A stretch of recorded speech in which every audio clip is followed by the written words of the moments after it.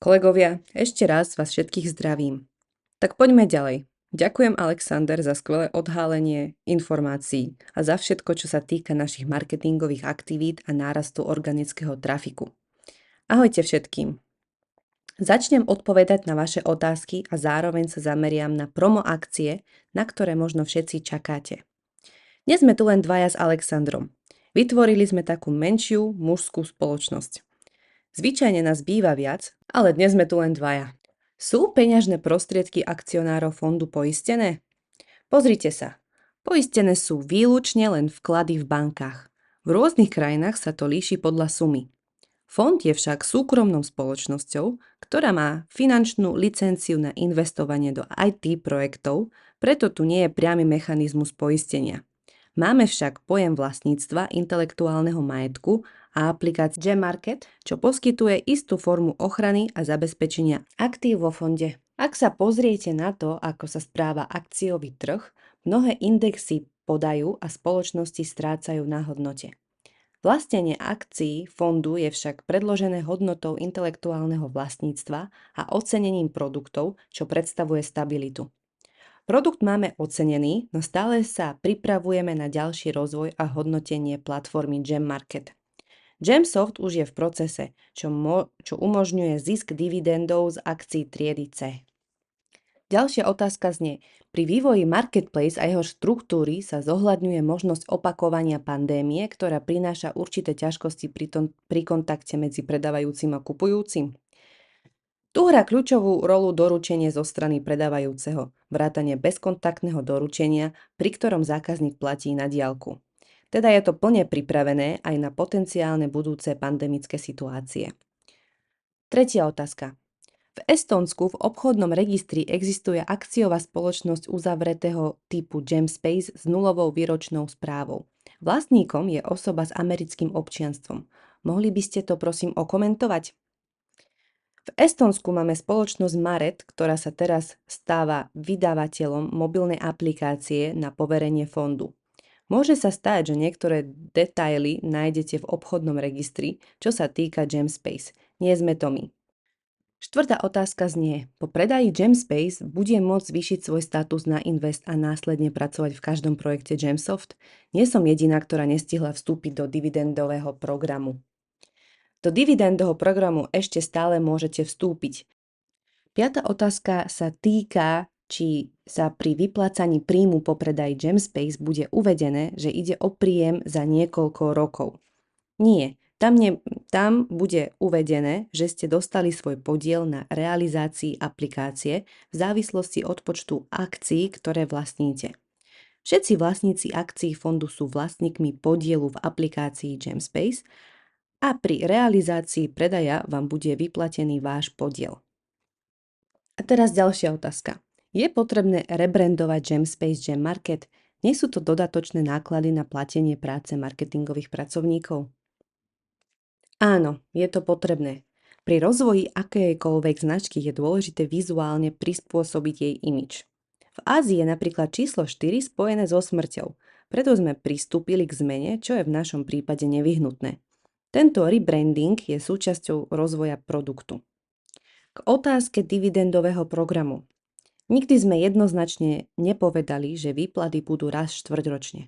Hovorili sme, že program slúži na financovanie B2B platformy a výplaty môžu byť raz za rok v závislosti od aktuálnej situácie a vývoja. Pri predaji licencií na B2B platformu budeme vyplácať dividendy vlastníkom akcií GemSoft, konkrétne akcií triedy C. Prvých 500 000 akcií, ktoré sú momentálne rozdeľované medzi investorov, bude prinášať dividendy z predaja všetkých licencií, pretože práve títo investori riskovali a verili ako prví. Preto sú takto nastavené podmienky pre akcie triedy C. Ak sa ukáže, že budeme schopní vyplácať dividendy štvrťročne alebo častejšie, bude to len vítané. 8. otázka. Kontroluje našu činnosť americká SEC? Ak áno, ako sa to prejavuje, keďže sme mauritánsky fond? Ak nie, kto kontroluje legálnosť našej spoločnosti a jej činnosti na ochranu občanov Ameriky? V akých zdrojoch to môžem nájsť? Nie. Keďže fond sídli na Mauríciu a riadi sa zákonmi tejto krajiny, pričom pracuje výlučne na základe finančnej licencie. V Spojených štátoch fond zatiaľ nepracuje s občanmi USA, ale pripravujeme sa na to, pričom budeme dodržiavať zákony Spojených štátov. A posledná otázka.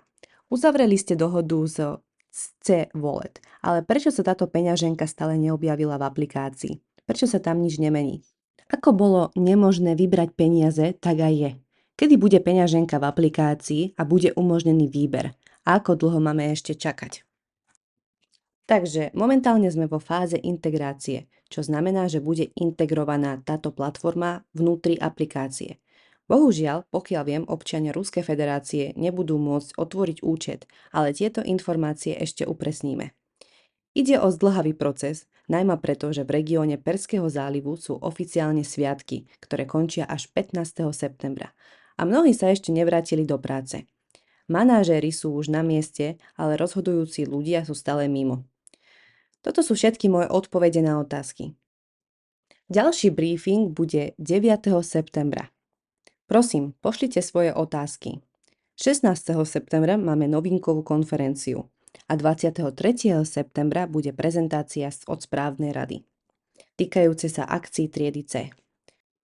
Aktuálne máme k dispozícii 4357 akcií triedy C a v rezerve je ešte 25 000 akcií, ktoré môžeme pridať, keď sa tieto minú. Po pridaní posledného tranžu sa cena biznisu balíčkov zvýši o 2,5%. Ide o posledné akcie zapojené v prvej tranži programu Gemsoft. Podmienky sú jasné. Vlastníci týchto 500 000 akcií budú dostávať dividendy zo všetkých predaných licencií B2B platformiem. Neviem presne, akou frekvenciou budú dividendy vyplácané, ale budú zahrňovať všetky predané licencie. Momentálne nemáme žiadne iné promo akcie, ale vlastnenie akcií triedy C predstavuje jedinečnú príležitosť, najmä pre tých, ktorí o ňu predtým prišli. Cena sa mierne zvýšila, ale 2,5% nie je výrazné zdraženie. Nestihol som pripraviť ďalší slajd, ale zopakujem myšlienku, ktorú sme diskutovali v klube a o ktorú ma veľmi prosili, aby som ju zmienil. Ide o tzv. Fázový prechod, čo znamená, v akom momente sa teraz nachádzame a čo to pre nás znamená. Fázový prechod je spojený so zmenou technologického usporiadania. Všetci si určite všimnete, ako rýchlo sa rozvíjajú digitálne platformy a komunikácia a umelá inteligencia a aj veľké iné jazykové modely. To všetko mení ekonomiku. Aj s týmto fázovým prechodom sa mení aj samotný ekonomický model. Každý z nás môže prirodzene povedať, dobre, mení sa svet, ale ako to súvisí so mnou? Ak sa pozrieme na posledný fázový prechod, ktorý sa udial na začiatku 20. storočia, napríklad počas prvej svetovej vojny, ktorá začala s koňmi a kočmi, na konci druhej svetovej vojny, ktorá vypukla v roku 1939, svet už mal atomové zbrane a transatlantické technológie. Počas tohto prechodu sa mnohí ľudia stali nepotrebnými a boli nútení prispôsobiť sa novým ekonomickým podmienkam. To, čo my dnes bojujeme, je spôsob, ako sa adaptovať na nové ekonomické prostredie, na to, čo sa nazýva revolúciou digitálnych platformiem. Vidíme, že svet sa mení rýchlosťou svetla. A aj keď rýchlosť svetla má svoje obmedzenia, záleží od priestoru, v ktorom sa šíri. Podobne aj digitálne platformy sa šíria po celom svete. Niekde lepšie, inde horšie.